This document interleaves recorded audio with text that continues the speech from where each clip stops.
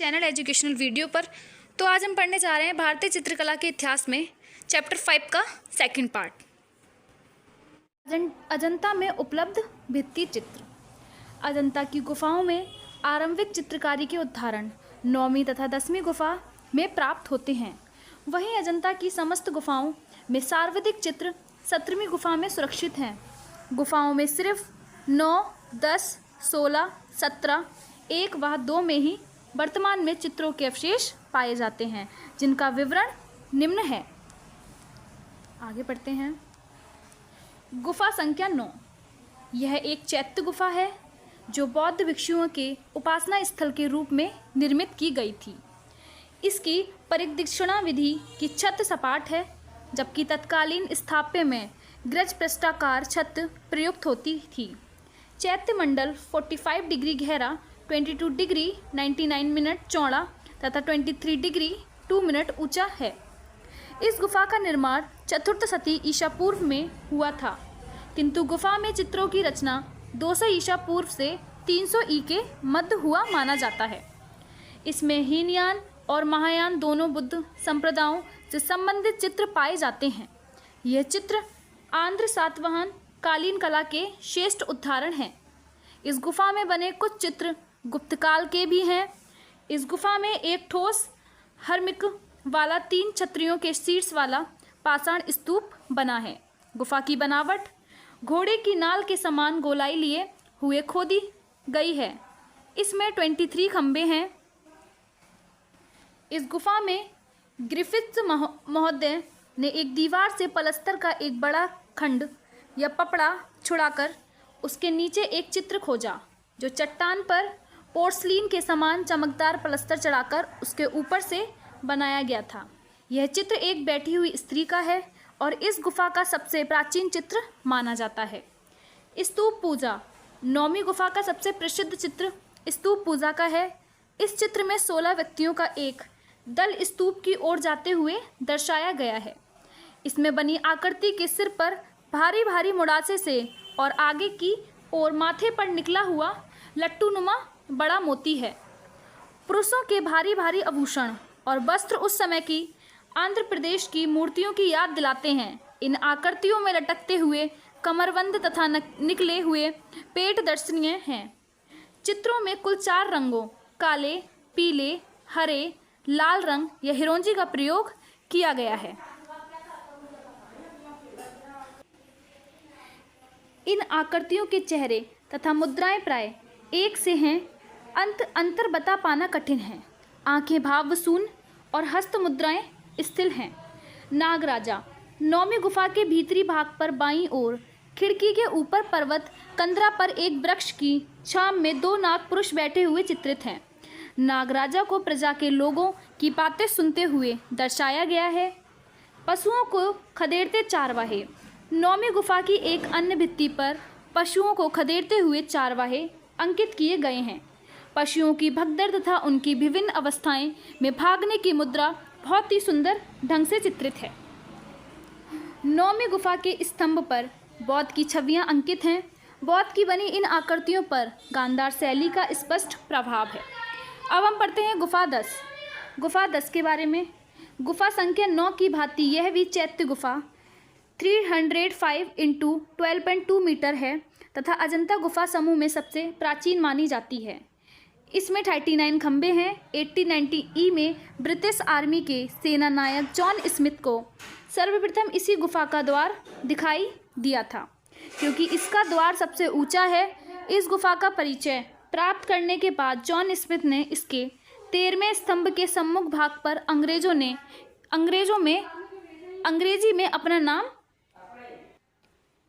अंग्रेजी में अपना नाम जॉन स्मिथ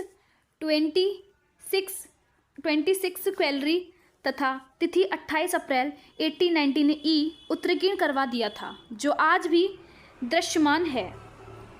इस गुफा के फर्श पर कुछ ऐसे गड्ढे भी बने हैं जिनमें रंग घिसे और पिसे जाते हैं। इसके अंदर एक स्तूप है और गुफा की भित्ति पर एक लेख ब्राही लिपि में खुदा हुआ है, जिसके अनुसार यह लेण या लेनी या गुफा या विशिष्ट पुत्र कटहाड़ी ने बनवाकर दान की थी।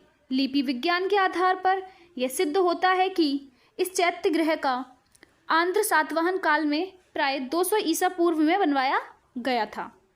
10वीं गुफा के प्रमुख चित्र निम्न हैं। छंदत जातक। छंदत जातक अजंता के कलाकारों का प्रिय विषय रहा है, क्योंकि चैत्य गुफा संख्या 10 में 2 बार तथा बिहार गुफा संख्या 17 में 1 बार इसका अंकन हुआ है। परंतु छंदत जातक का सबसे भव्य अंकन गुफा संख्या 10 में ही मिलता है। छंदक जातक कथा के अनुसार पूर्व जन्म में एक बार भगवान बुद्ध ने 6 दांतों वाले हाथी या छंदत हाथी के रूप में जन्म लिया। छंदत की 2 रानियां थीं, महासुभद्रा और शुद्र सुभद्रा। ये तीनों जंगल के प्रसन्नतापूर्वक विचरण कर रहे थे कि बकायक छंदत का सिर साल वृक्ष से टकरा गया। इस टक्कर से महासुभद्रा पर पुष्प और शहद तथा शुद्र सुभद्रा पर लाल चींटियां व सूखी टहनियां गिरी। यह देख शुद्र सुभद्रा ने सोचा कि छंदत महासुभद्रा से ज़्यादा प्रेम करता है। वह ईशा से मरण कामना करने अलग जन्म में वाराणसी के राजा की रानी हुई। उससे जब पूर्व जन्म की बातें याद आईं तो उसने डहावंश सोनुत्तर नाम के शिकारी को छंदत के दांत काटकर लाने के लिए जंगल में भेजा, लेकिन सोनुत्तर के 7 वर्षों के निरंतर प्रयत्नों के बाद भी दांत प्राप्त नहीं हो सके। तब उसका मेंतत्व जानकर अपने दुख दर्द की चिंता न कर छंदत ने स्वयं अपने दांत निकालकर सोनुत्तर को दे दिए।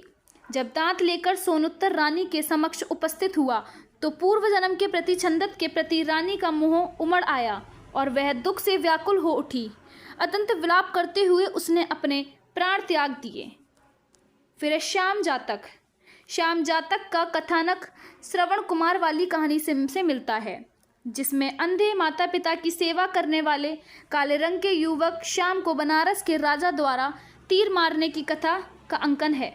किंतु यहाँ वृद्ध माता पिता के विलाप को सुनकर एक देवी ने श्याम को पुनर्जीवित कर दिया। चित्र में राजा वाण चला रहे हैं, साथ में पश्चाताप करते राजा की आकृति है। तीसरे खंड में आश्रम जीवन का दृश्य है। पुत्र वियोग में अंधे माता पिता श्याम के शरीर को स्पर्श कर रहे हैं। जुलूस बोधि वृक्ष की पूजा।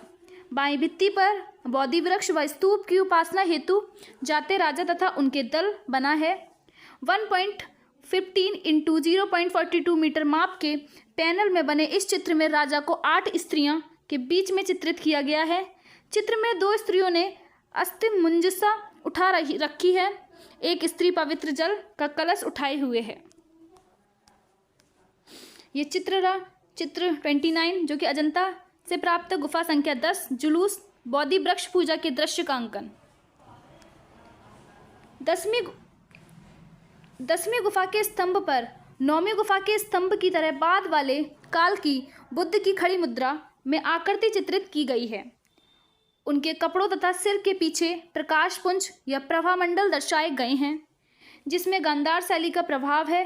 बिसेंट स्मिथ के अनुसार यह चित्र अनुमानत 5वीं सदी या बाद के हैं। फिर आती है गुफा संख्या 16। महायान संप्रदाय से संबंधित यह अजंता की सुंदरतम एवं भव्यतम बिहार 19.5 इंटू 22.25 इंटू 4.6 मीटर है। यह सभी गुफाओं के मध्य स्थित है। यहाँ से सप्तकुंड नामक वह जलप्रपात भी दिखाई देता है, जो भगोरा नदी का उद्गम स्थल है। प्रवेश द्वार पर 2 हाथी उत्कीर्ण हैं। बाई ओर सीढ़ियाँ चढ़कर जाने पर सामने दीवार पर नागराज की सिंहासन रूढ़ प्रतिमा बनी है। इस गुफा में बाकाटक काल के श्रेष्ठ चित्र अंकित मिले हैं। अधिकांश चित्र आज भी सुरक्षित हैं। बरामदे की दीवार पर प्राप्त लेख के अनुसार इसका निर्माण बाकाटक नरेश हरिशेन 475 ईसा से 500 ईसा के मंत्री बरहादेव ने तपोधन तपसो या भिक्षुओं के निवास हेतु दान स्वरूप किया था। बाकाटकों ने गुप्त के पारिवारिक संबंध स्थापित किए। बाकाटक काल में भगवान बुद्ध की प्रतिमा का पूर्ण विकास हो चुका था। पद दक्षिणा पथ युक्त गर्भगृह में चामरधारी बौद्धस्तव व मालाधारी गंधर्व आकृति से घिरी भगवान प्रलंब पाद मुद्रा मतलब पैर लटकाकर हुए मूर्ति बनी है। इस विहार में बुद्ध के जीवन और जातक कथाओं से संबंधित 14 चित्र अभी भी सामान्य स्थिति में हैं। 16वीं गुफा में सबसे भव्य चित्र बुद्ध उपदेश का है। सबसे प्रधान चित्र मरणासन राजकुमारी का है। इसके अतिरिक्त इस गुफा में तुषित स्वर्ण में वर्ग बुद्ध का उपदेश, माया देवी का स्वप्न, असीत की भविष्यवाणी, बुद्ध की पाठशाला, सुदाता का खीर प्रदान करना, हस्त जातक, यहाँ महा उमंग जातक, 2 स्त्रियां तथा बालक की कथा, बुद्ध का गृह त्याग, महाविनिष्क्रमण, बुद्ध जन्म, बिंबिसार द्वारा बुद्ध के दर्शन, आषाढ़ में गौतम बुद्ध की प्रथम तपस्या आदि का महत्वपूर्ण अंकन है। तुषित स्वर्ग में उपदेश। इसमें बुद्ध को तुषित स्वर्ग में उपदेश देते तथा वहां से लौटते हुए दिखाया गया है। पहले दृश्य में बौद्ध को तुषित स्वर्ग से अपने अंतिम जन्म हेतु अवतरित होते चित्रांकन किया गया था तथा अगले दृश्य में बौद्ध सिंहासन पर बैठे उपदेश दे रहे हैं। इस दौरान एक देवी आकृति कमल पत्र पर पुष्प लिए बुद्ध की पूजा के लिए आकाश से उतर रही हैं। फिर है हस्त जातक वाला चित्र यहाँ बड़ा मनोहारी बना है। अपने किसी पूर्व जन्म में बौद्धिस्त या बुद्ध ने एक उदारमना हाथी के रूप में जन्म लिया। वह वियावान जंगल में अकेले रहते थे। एक दिन जंगल में दर्द भरी आवाज़ सुनकर हस्ती रूपी बौद्धिस्तव उस आवाज़ की दिशा में चल दिए। वहां पहुंचने पर उन्हें पता चला कि 700 आदमियों का एक समूह भूख तथा प्यास से व्याकुल होकर तड़प रहा था। भूखे प्यासे आदमियों को देखकर उनमें दया उमड़ आई। उनकी भूख मिटाने के लिए वह स्वयं झील के समीप स्थित एक पहाड़ी के ऊपर गए और वहां से कूदकर अपनी जान दे दी। इस प्रकार उन यात्रियों ने उनके मांस व झील के पानी से अपनी भूख प्यास शांत की। लेकिन जब यात्री ने उस मृत हाथी को पहचाना तो उसके त्याग से अभिभूत हो गए। चित्र में भूखे यात्री दिखाए गए हैं जो पहाड़ी पर खड़े सफ़ेद हाथी की ओर इशारा कर रहे हैं। इसी दृश्य के दूसरे भाग में वह दयालु हाथी मरा पड़ा है तथा 2 यात्री तेज छुरियों से मांस निकाल रहे हैं तथा कुछ उसे भूनते व खाते दिखाई गए हैं। कुछ यात्री झील से पानी लाते हुए चित्रित किए गए हैं। महाउमंग जातक चित्र में देवी शक्ति से युक्त महासंग नामक बालक को गंभीर विवादों का बुद्धिमत्तापूर्वक समाधान करते हुए प्रदर्शित किया गया है। बच्चे की असली माता कौन सी हैं, इसके समाधान के लिए जब बच्चे के 2 टुकड़े करने का प्रस्ताव रखा गया तब असली माँ ने बच्चे को अपना अधिकार छोड़ने के लिए तैयार हो गई। इसी प्रकार रथ के स्वामित्व का प्रश्न हल किया गया। अपनी बुद्धि का परिचय महोसंग ने तीसरी बार पुनः दिया जब स्नान करती हुई स्त्री का सूत का गोला एक दूसरी स्त्री द्वारा चुरा लिया जाने पर चोर स्त्री का सही पता लगाया गया। यह मात्र उन्होंने यह पूछकर लगाया कि गोला किस वस्तु पर लपेटा गया था। मरणसन्न राजकुमारी। 16वीं गुफा का सबसे उत्कृष्ट एवं भावपूर्ण चित्र मरणसन्न राजकुमारी मतलब जिसे हम इंग्लिश में बोलते हैं डाइनिंग प्रिंसेस, चित्र 29 का है। यह चित्र करुण भाव का सर्वश्रेष्ठ उदाहरण है। वास्तव में यह चित्र नंद की दीक्षा से संबंधित है। भगवान बुद्ध संबोधि या मतलब ज्ञान प्राप्त करने के पश्चात कपिलवस्तु आए। यशोधरा व राहुल से भेंट करने के बाद अपने मौसेरे भाई नंद से मिलने गए। बौद्ध नंद को लेकर बिहार में गए तथा उनकी इच्छा के विपरीत मुंडन करवाकर उन्हें प्रवज्या या संन्यास दे दी। पुलकित नंद पत्नी के मोह में लीन रहे, लेकिन जब भिक्षुओं ने अपनी खिल्ली उड़ाई तो उन्हें सच्चा वैराग्य हो गया। जब एक दूत नंद का मुकुट लेकर लौटता है जिससे वह संकेत मिलता है कि नंद ने संन्यास ले लिया है, तो नंद की पत्नी सुंदरी शोकाकुल होकर मूर्छित हो जाती हैं। चित्र के सुंदरी ऊंचे आसन पर सिर लटकाए, अध खुले नेत्रों और स्थिर अंगों सहित अधलेटी है। उसके पीछे एक दासी उसे सहारा देकर ऊपर उठाए है। दूसरी दासी अपना एक हाथ उसकी छाती पर रख और दूसरे हाथ से उत्सुकता से उसकी नाड़ी का परीक्षण करती हुई उसे देख रही है।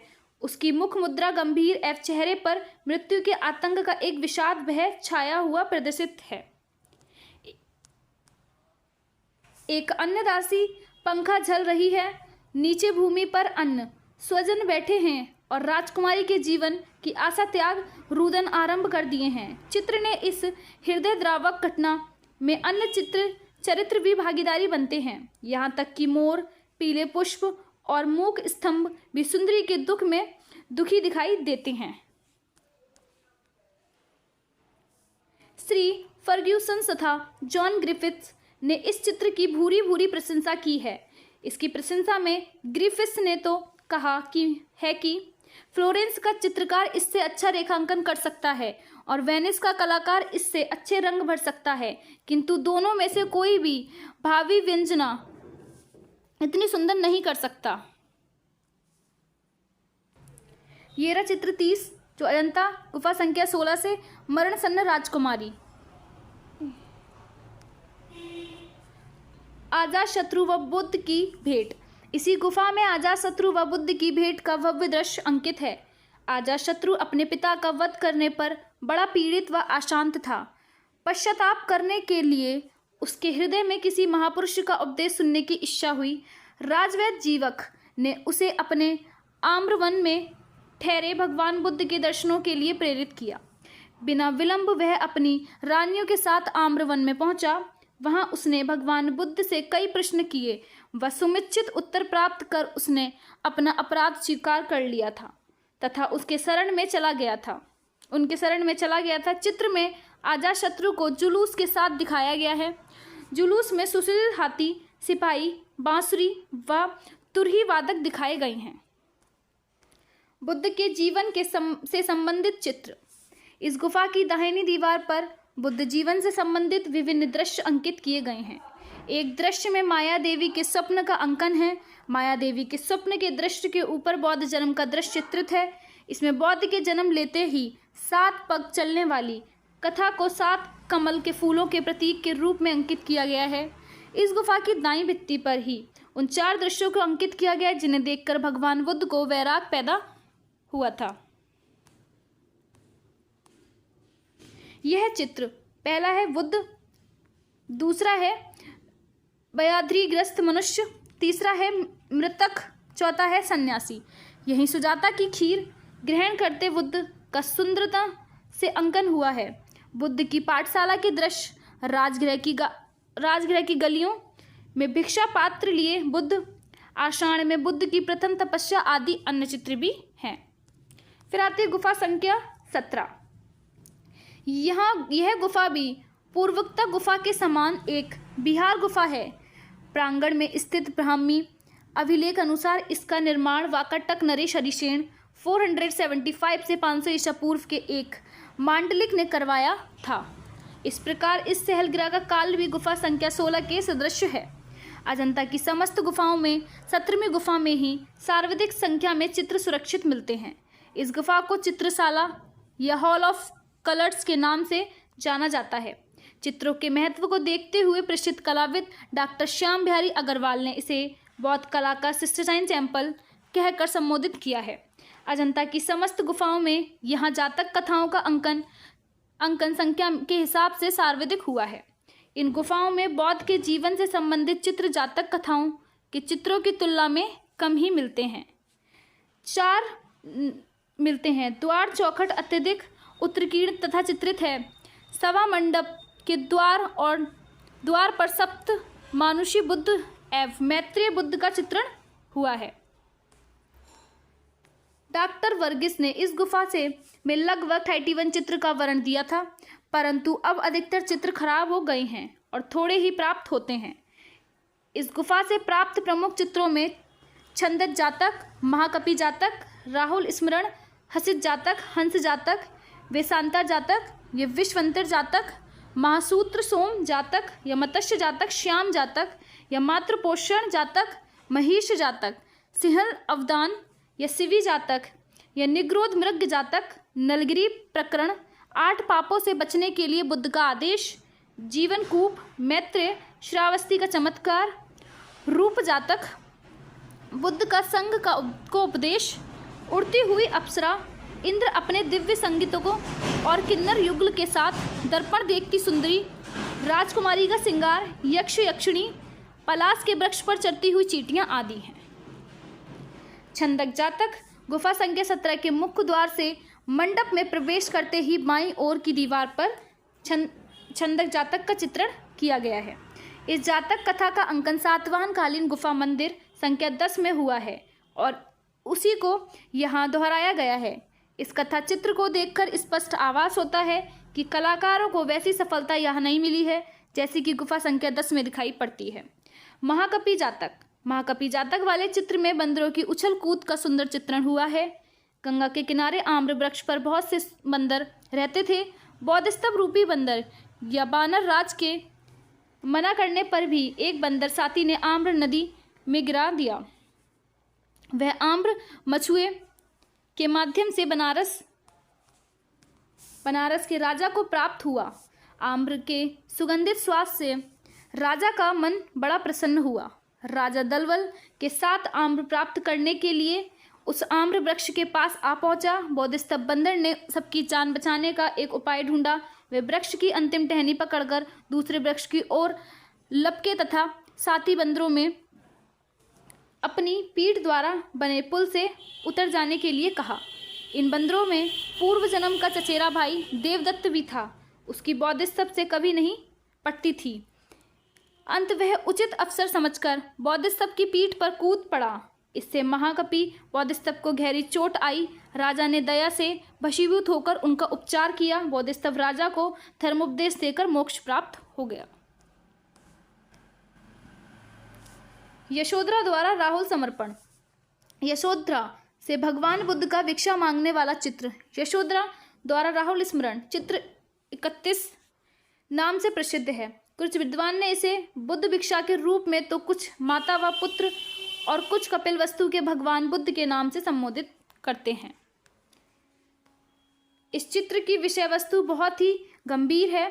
ज्ञान प्राप्ति के बाद बुद्ध अपने घर कपिल वस्तु पधारे हैं। यशोधरा के द्वार पर उनका पति राजा के रूप में नहीं बल्कि एक भिक्षु के रूप में आया। यशोधरा क्या दे जब उसका पति स्वयं भिखारी बनकर आया है, क्या ना दे डाले। लेकिन क्या शेष है उसके पास।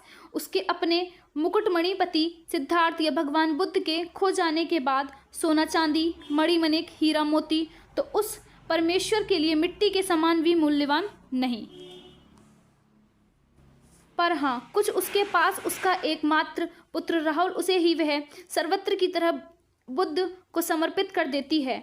बुद्ध अपना भिक्षा पात्र राहुल को सौंपकर उसे अपने संग में शामिल कर लेते हैं। इस दौरान देवता माएँ खुशी से उन पर स्वर्ग से फूल बरसाती हैं। चित्रकार ने इस चित्र में भगवान बुद्ध के मुख पर व्यापक आध्यात्मिकता, राहुल के मुख पर अबोधता और यशोधरा के नेत्रों में श्रद्धा युक्त आत्मत्याग का भाव सही ढंग से उतारा है। विश्व कल्याणी भगवान बुद्ध के रूप को वृद्ध आकार से बनाया गया है। यहाँ चित्रकार ने विशाल व लघु रूपों से अद्भुत रंग रेखा का समन्वय किया है। यह रहा चित्र 31 जो अजंता गुफा 17 से प्राप्त है। यशोधरा द्वारा राहुल समर्पण। हस्ती जातक का अंकन गुफा संख्या 16 की भांति ही हुआ है, जिसकी कथा का उल्लेख उक्त चित्रों के प्रसंग में एक झरोके के ऊपर गहरे गुलाबी रंग में 1.5 पंक्ति में किया गया है। चित्र का अधिकांश हिस्सा खराब हो गया है। मरे हुए गजराज का मांस निकालकर खाते हुए लोगों का चित्र स्पष्ट है। महाहंस जातक। इस घटना को 1.7 × 1.45 मीटर माप के पैनल में 2 दृश्यों से प्रस्तुत किया गया है। पहले दृश्य में 2 हंसों बुद्ध को स्वर्ण हंस के रूप में तथा अन्य सुमुख हंस को चित्रित किया गया है। ये रहा चित्र 32 अजंता की गुफा संख्या 17 से मिला है। महाहंस जातक का। काशी राज की रानी खेम या शेम ने स्वप्न में एक स्वर्ण हंस देखा। इस कारण राजज्ञा से बहेलियों ने स्वर्ण हंस रूपी बुद्ध और सुमुख हंस को पकड़कर काशी राज्य की सेवा में प्रस्तुत किया। दूसरे दृश्य में स्वर्ण हंस रूपी बौद्धस्तव वाराणसी की राजसभा में राजा तथा रानी को उपदेश दे रहे हैं। महाहंस जातक चित्र 32 अपने अनुपम वर्ण विधान के कारण अंतर्राष्ट्रीय ख्याति प्राप्त कर चुका है। वेशांतर जातक। इस गुफा में वेशांतर जातक का दृश्य भी चित्रित है। इस चित्र में राजकुमार सिद्धार्थ भावपूर्ण हस्तमुद्रा धारण किए बैठे चित्रित किए गए हैं। सामने एक ब्राह्मण अपने क्रूप दांत निकालते हुए भिक्षा याचना कर रहा है। उसकी याचना से सारा राज परिवार चकित है। राजकुमार के पीछे बैठी स्त्रियां चिंतित हैं। भिक्षु सिद्धार्थ की दानशीलता का यश सुनकर एक यज्ञ में बलि के लिए उसके राजकुमार पुत्र को भिक्षा के रूप में प्राप्त करने आया है। बालक अपने पिता को इस भाव से देख रहा है कि उसे आज्ञा मिले और मैं पालन करूं। यह बड़ा भावुक चित्र है। सिंहलवदान। इसी गुफा से सिंहलवदान की कथा भी चित्रित है। इतावली चित्र सुरक्षा विशेषज्ञ लॉरेंजो सिकोनी ने इस चित्र की बहुत प्रशंसा की है। सिंहल या सिंहक व्यापारी का पुत्र था और वह अपने 500 साथियों के साथ व्यापार के उद्देश्य से निकला था, लेकिन मार्ग में उसका जहाज दुर्घटनाग्रस्त हो गया। किसी तरह बचकर कुछ व्यापारी सिंहल के साथ त्रामदीप पर पहुंच जाते हैं। यहाँ नरभक्षी या राक्षसनीय सुंदर रूप में धारण कर कुछ को खा जाती हैं। उड़ने वाले सफ़ेद घोड़े के रूप में बौद्धिस्तव वहां पहुंचकर सिंहल को बचा लेते हैं। बाद में सिंहल ने उन राक्षसनियों को भगा दिया और तभी से इस द्वीप का नाम सिंहल द्वीप पड़ गया। इंद्र अपने दिव्य संगीतों और किन्नर युगल के साथ इस गुफा के बाईं ओर बाहर बरामदे की दीवार पर 1.03 मीटर इंटू 88 सेंटीमीटर के पैनल में इंद्र अपने दिव्य संगीतों और किन्नर युगल के साथ आकाश मार्ग से बौद्ध की पूजा करने के लिए आ रहे हैं। चित्र 29 चित्रित है।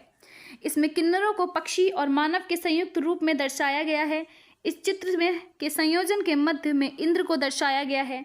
आड़ीधारियों वाले अधोवस्त्र पहने इंद्र किरीट, मुकुट और कुंडल, एकावली, जड़ाऊ हार या केयूर, कटक, असी आदि आभूषण में सुसज्जित है।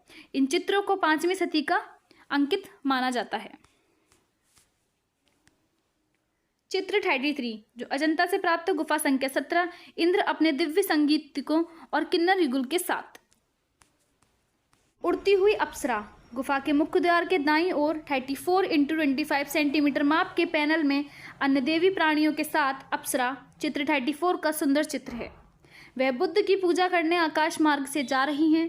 तेज हवा उसके अति सुंदर आभूषणों को और वस्त्रों को उड़ा रही है।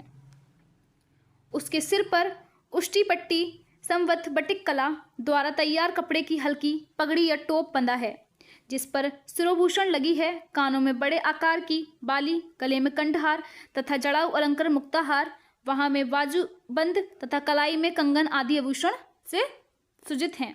इस अप्सरा के होंठ का रंग उड़ गया है।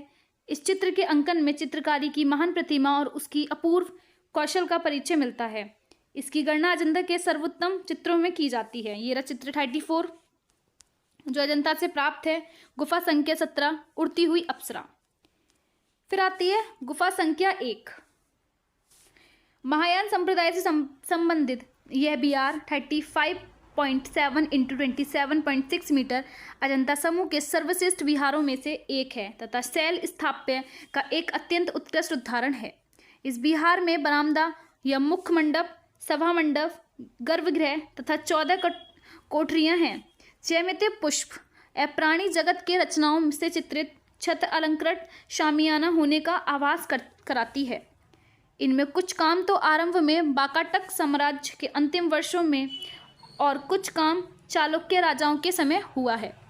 चालुक्य काल में कला का पतन आरंभ हो गया। बुद्ध आकृति का अंकन राजश्री रूप में होने लगा। जातक कथाओं के स्थान पर सम्राटों के जीवन से संबंधित चित्र बनने लगे।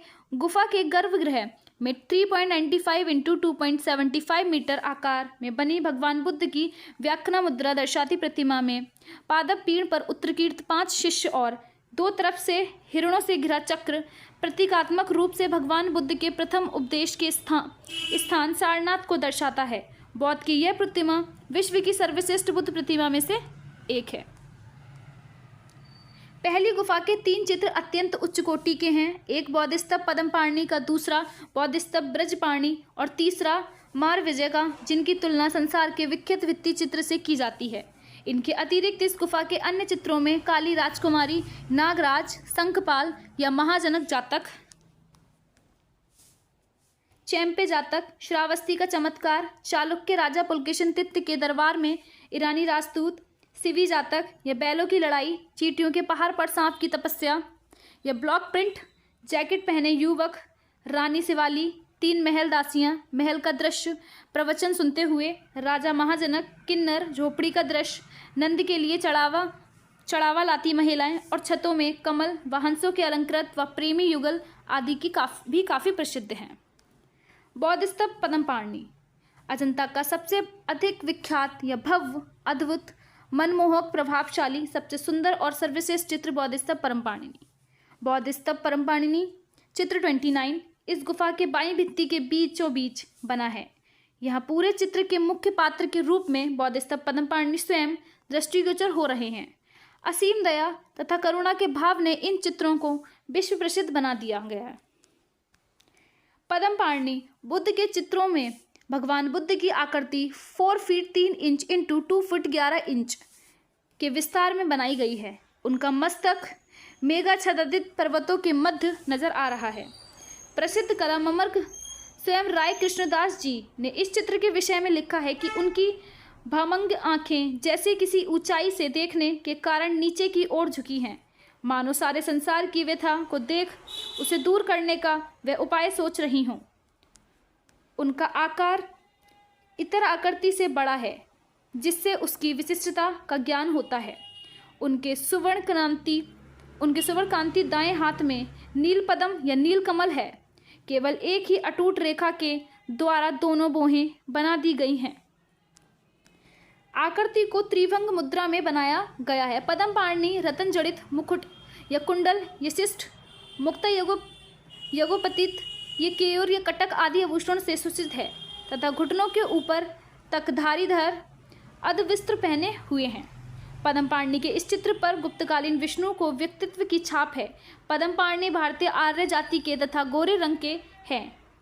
कलाविद डॉक्टर श्याम बिहारी अग्रवाल का कथन है, मिलान के सांता मारिया डेल ग्राजी चर्च में लियोनार्डो द्वारा निर्मित अंतिम भोज द लास्ट सुपर में ईशा की आकृति जिस भव्य, ये रहा चित्र 35 अजंता गुफा संख्या 1 से बौद्ध स्तंभ पद्मपाणिनि का।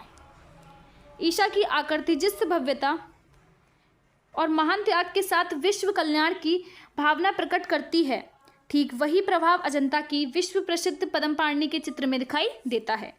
पद्मपाणिनि बौद्ध स्तंभ के इस विश्व प्रसिद्ध चित्र पर 4 नवंबर 1971 ई को यूनेस्को की 25वीं वर्षगांठ पर डाक टिकट जारी किया गया था।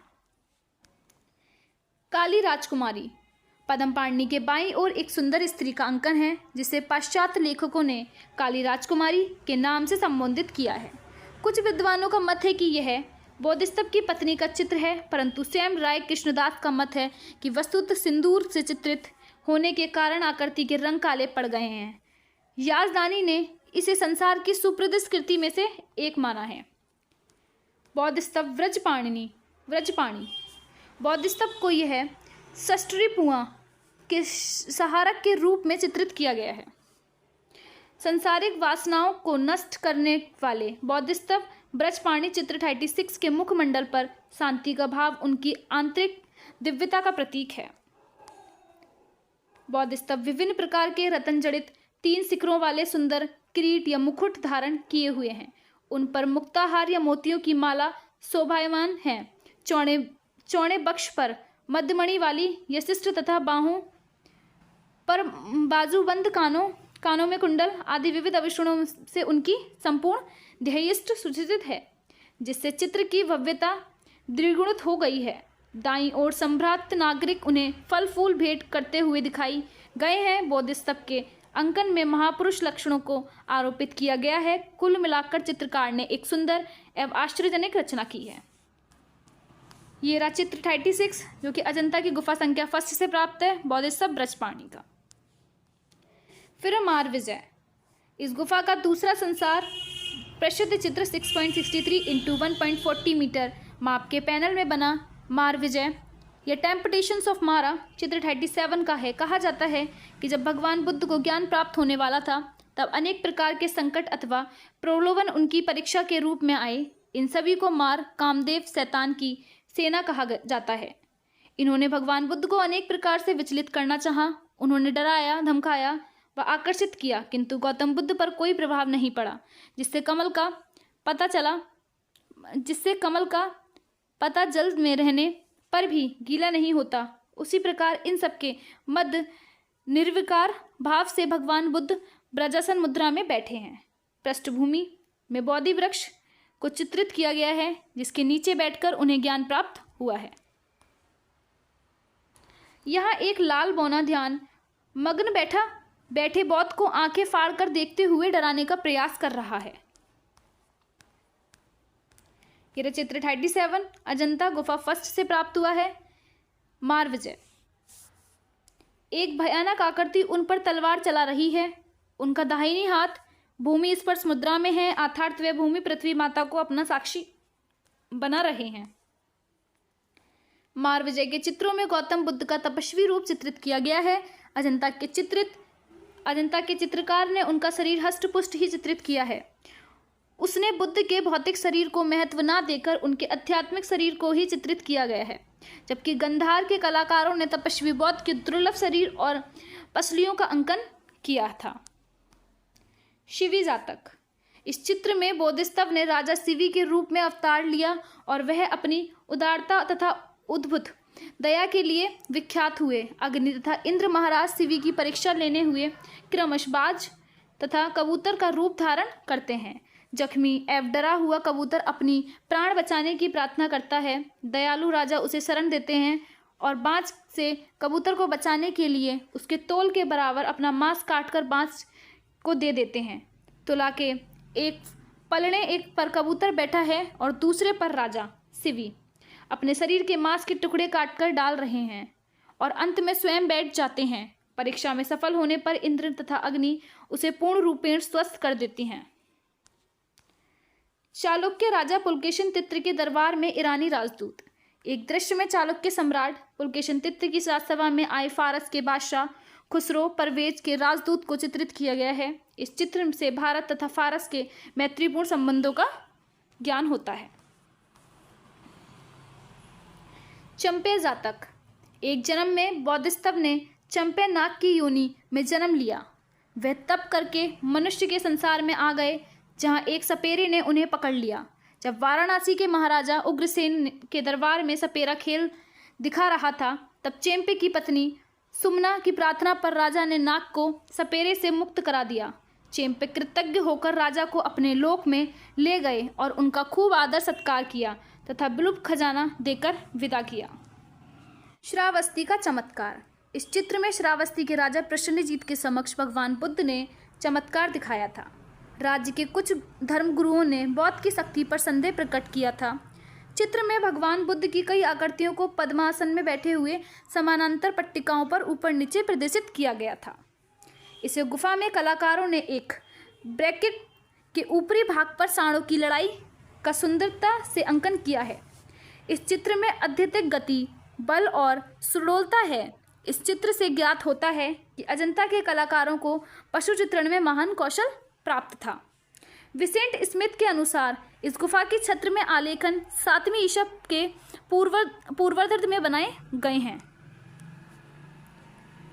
गुफा संख्या 2 महायान संप्रदाय से संबंधित यह एक विहार 35.7 इंटू 21.6 मीटर है और अजंता गुफा में एक श्रेष्ठ रचना है। गुफा संख्या 2 का निर्माण कार्य 500 ईसा पूर्व के आसपास हुआ था, लेकिन चित्रों का निर्माण संभवतः 6वीं और 7वीं शताब्दी ई के मध्य हुआ। गर्भगृह में भगवान बुद्ध की सिंहासन स्थित प्रतिमा व्याख्यान मुद्रा में बोधिसत्व तथा गंधर्व आकृतियों से घिरी है। स्तंभ और द्वार चौखट विस्तार पूर्वक अलंकृत तथा चित्रित हैं। छत्र चित्रण में मुख्यतः विरोधी रंग संगीति से चित्रण वृत्तों का समावेश है। इस गुफा के प्रमुख चित्रों में महासंघ जातक, महाहंस जातक, माया देवी का स्वप्न, 2 बाएं अंगूठे वाली रमणी, बुद्ध जन्म और सर्वनाश पूर्णवदान जातक, श्रावस्ती का चमत्कार, विंदुर पंडित जातक या झूला झूलती राजकुमारी, अरहत या सहस्त्र बुद्ध या तुषित स्वर्ग स्वर्णमृग का उपदेश, क्षतिवादी जातक, चढ़ावा लाते हुए श्रद्धालुंग, मैत्री बुद्ध आदि हैं। 6ठी शताब्दी से अजंता की दूसरी गुफा में नीले रंग अर्थात लार्जवर्थ का प्रयोग दिखाई देता है। माया देवी का स्वप्न। इस चित्र में माया देवी का वह स्वप्न चित्रित है जिसमें उन्होंने अपने गर्भ में श्वेत गज का प्रवेश करते हुए देखा था। रानी ने इस स्वप्न की चर्चा राजा शुद्धोधन से की। राजा ने दरबार में ज्योतिषों को बुलाकर इस सपने की व्याख्या कराई। उन्होंने बताया कि उनका पुत्र महासन्यासी होगा। 2 बाएं अंगूठे वाली रमणी। माया देवी के स्वप्न में एक और 1.01 मीटर इंटू 72 सेंटीमीटर आकार में पैनल में बनी रमणी की एक भव्य आकृति है, 2 स्तंभों के बीच मुग्ध होकर खड़ी, और यह आकृति एक लता के समान है। इसका एक पैर बड़ी स्वाभाविकता से मुड़कर एक स्तंभ पर टिका है और शरीर का ऊपरी भाग खंबे से सटा हुआ है। गर्दन कुछ झुकी है। उंगलियों से ज्ञात होता है कि वह कुछ गिनने में लगी है। एक बौना नौकर पीछे खड़ा हुआ उसे देख रहा है। वास्तव में यह बुद्ध की होने वाली माता माया देवी की आकृति है, परंतु स्वयं राय कृष्णदास का कहना है कि यह बुद्ध की विमाता प्रजापति गौतमी का चित्र है, जो यह हिसाब लगा रही हैं कि बुद्ध जन्म में कितने दिन शेष हैं। यह चित्र में चित्रकार ने भूल से दोनों पैरों की उंगलियां एक जैसी बना दी हैं, जिसके कारण यह आकृति 2 बाएं अंगूठे वाली रमणी चित्र 38 के नाम से प्रसिद्ध हो गई। केवल इसी में ही नहीं, बल्कि अजंता के चित्रों में पैरों में अंकन में इन कलाकारों ने बड़ी लापरवाही दिखाई है। ये रहा चित्र 38।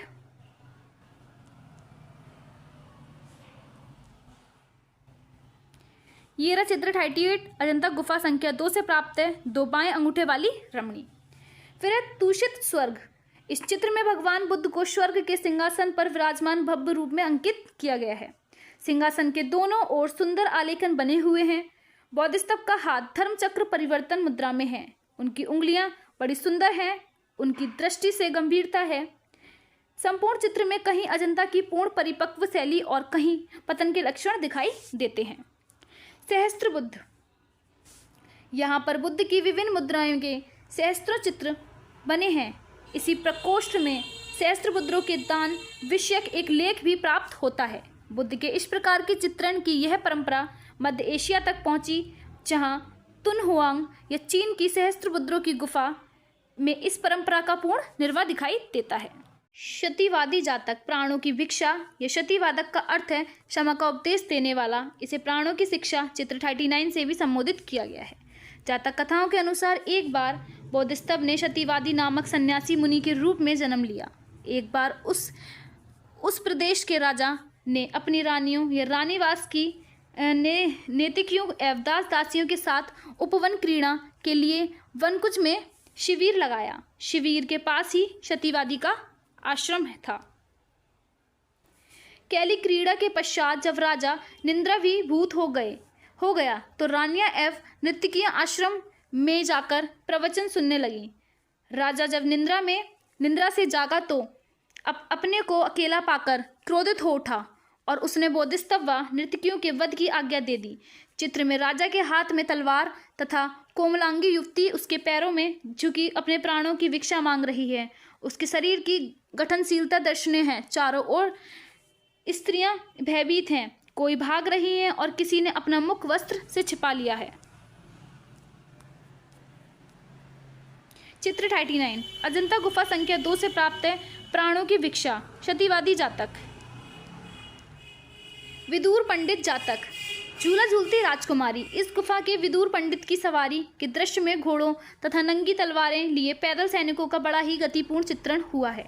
इसके उपरांत पूर्णक तथा इंद्रवती की प्रेमी कथा का चित्रण है। दाहिनी ओर उघान में झूला झूलती राजकुमारी इंद्रवती का चित्र है, जिसमें वेग, कौमार्य तथा सौंदर्य के अतिरिक्त आंखों का सुपीनल भाव है बखूबी चित्रित किया गया है।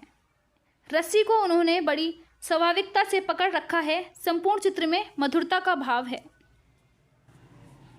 सर्वनाश। ये वैराग्य सूचक साधु चित्र 40 का चित्र है, परंतु कुछ लेखकों ने इसे सर्वनाश सूचक साधु या राजदूत माना है। वृद्ध साधु एक लड़की के सहारे खड़ा है। उसका बायां हाथ थोड़ी सी चिंता की मुद्रा में लगा है और दायां हाथ इस प्रकार घुमा गया है मानो सब कुछ नष्ट हो गया है। आंखों से भी कुछ इसी प्रकार का भाव प्रकट हो रहा है। चित्र मूक होने पर भी मानो सब कुछ कह रहा है हो। यह चित्र सब कुछ मिथ्या है कि संदेश भाव को व्यक्त कर रहा है। शिलागृही मंदिर फर्स्ट की तरह यहाँ भी मंडप की छत पर विभिन्न आलेखनों का सुंदर अलंकरण हुआ है। इस गुफा के द्वार और स्तंभ, ये रहा चित्र 40, अजंता गुफा संख्या 2 से प्राप्त हुआ है सर्वनाश। इस गुफा के द्वार और स्तंभ पर शिल्प एवं चित्र का अद्भुत समन्वय दिखाई देता है। मधनिकाओं का शिल्प चित्र इसका प्रमाण है। यहाँ दाहिनी तरफ हरिति और पंचिका के प्रसिद्ध शिल्प हैं। तो यहाँ आपका चैप्टर 5 का सेकंड पार्ट कंप्लीट होता है। अगर आपको मेरी वीडियो अच्छी लगी हो तो प्लीज़ चैनल को सब्सक्राइब करें और नोटिफिकेशन बेल आइकन को प्रेस करें। Thank you for watching my video. कल इस चैप्टर का थर्ड पार्ट आएगा।